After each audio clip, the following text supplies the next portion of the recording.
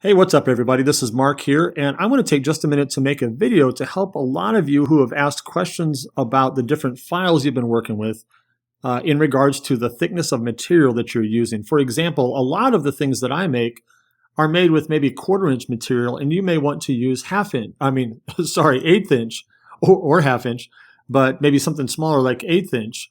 Or maybe your material is quoted as being 1/4 inch, but it's actually not, it's smaller. And I want to show you how easy it is to adjust the slots so that you can make things fit more tightly. So here, for example, on the screen, I've got the side pieces to one of the potted plant benches that I made.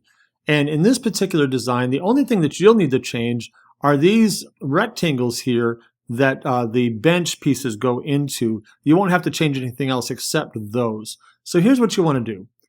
First, you want to click on it and select the piece that you want to edit. And depending on who made it and how it was made, you may have to ungroup it, and you may have to do what's called release compound path. So in this case, I'm going to right click on it and I'm going to ungroup because that's one of the options. Then I'll go back here and click on it again. And now I see that when I right click, there's no more ungroup, so I don't have to do that anymore.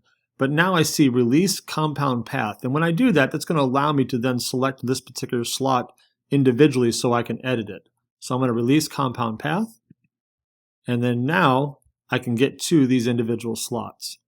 So the next thing you want to do is click on one of those slots, and up here under transform, at least in Illustrator, I assume it's similar in Inkscape, I'm not sure, but hopefully you'll be able to follow along on that. Click on transform, and here is the height of that particular slot. So right now it's 0.2534, so I'm going to change it to maybe 0.125, maybe about 1/8 of an inch. And now it's changed. I can go here and do the same thing with this one, and 0.125. And you just go around and do that with whichever items that you want to change.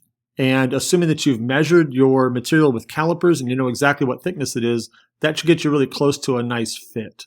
So again, ungroup and then release compound path. And then you can click on the item and choose transform and change the height or the width depending on which part you're changing. So I hope that helps you guys make things fit better depending on what kind of materials you are using.